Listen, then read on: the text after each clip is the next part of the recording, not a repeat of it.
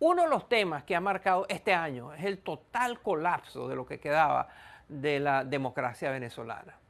El país entró en una crisis humanitaria profunda, dolorosa. También está sumido, por supuesto, en una crisis económica y detrás de todo, la burbuja que lo envuelve todo es la política, la crisis política que está paralizando el país y devastando la vida de millones de personas. Los venezolanos están pasando hambre, están siendo encarcelados injustamente, algunos están siendo asesinados y enfrentan día a día la violencia y el gobierno en las calles. Tratamos de ir más allá de los titulares y hablar con personas que nos pudiesen dar una visión diferente, que nos ayude a entender la crisis desde un punto de vista único. Tuve la oportunidad, por ejemplo, de hablar con varios expresidentes de América Latina, presidentes que en su momento estuvieron en el poder al mismo tiempo que Hugo Chávez y con quien compartieron momentos claves con el líder venezolano.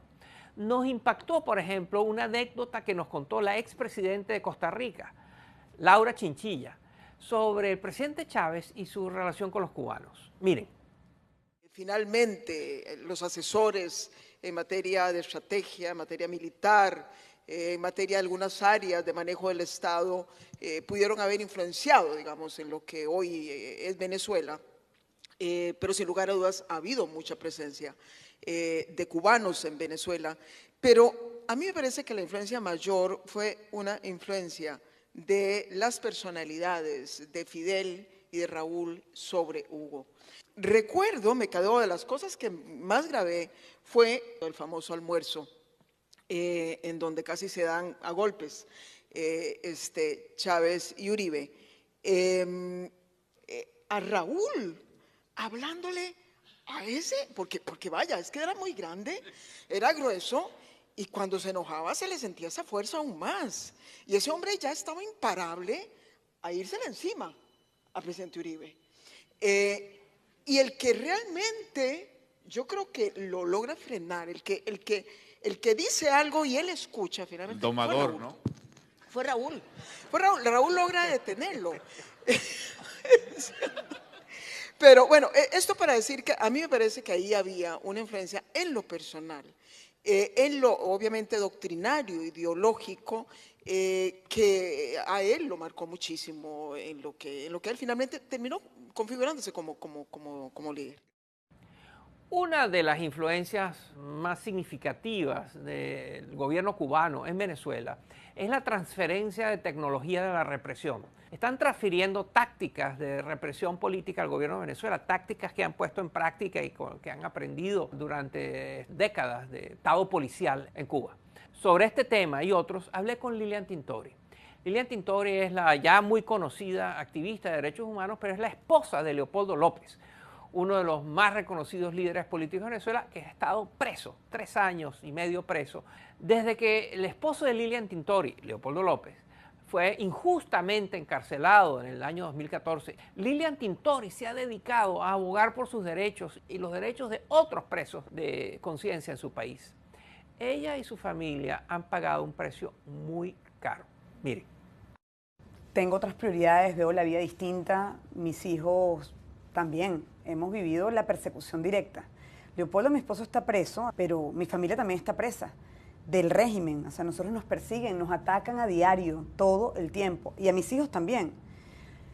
A mis hijos los han buscado en el colegio, agentes del Estado, preguntando por ellos. A mis hijos, Manuel y Leopoldo, 7 y 4 años. Manuela tiene 7 años y Leopoldo tiene 4 años. A mi casa mandan drone, los aparatos para grabar mi intimidad dentro de mi casa con mis hijos. Al equipo más cercano de mi casa se lo ha llevado el gobierno. Los intimidan, los amenazan. No solamente Leopoldo está preso, sino que ahí dentro de la cárcel también violan nuestros derechos y nos acosan. Graban todas las visitas. Graban la visita familiar y graban la visita conyugal. Y luego ese audio y ese video lo ponen en el canal del Estado para difamarnos. Y por último, quisiera recordar una entrevista muy particular. Esta no fue una conversación sobre Venezuela, sino una conversación sobre psicología. Hablé con el doctor Carlos Slutsky, quien se ha dedicado a investigar los efectos mentales y psicológicos de vivir en una dictadura. Muchos de sus clientes y sus estudios se han enfocado en las víctimas de las dictaduras de Argentina y de Chile, pero sus lecciones sobre el efecto a largo plazo, no solo en quienes sufren directamente las torturas y la represión de un régimen autoritario, sino también sobre quienes logran sobrevivir, son conclusiones muy impactantes. Miren.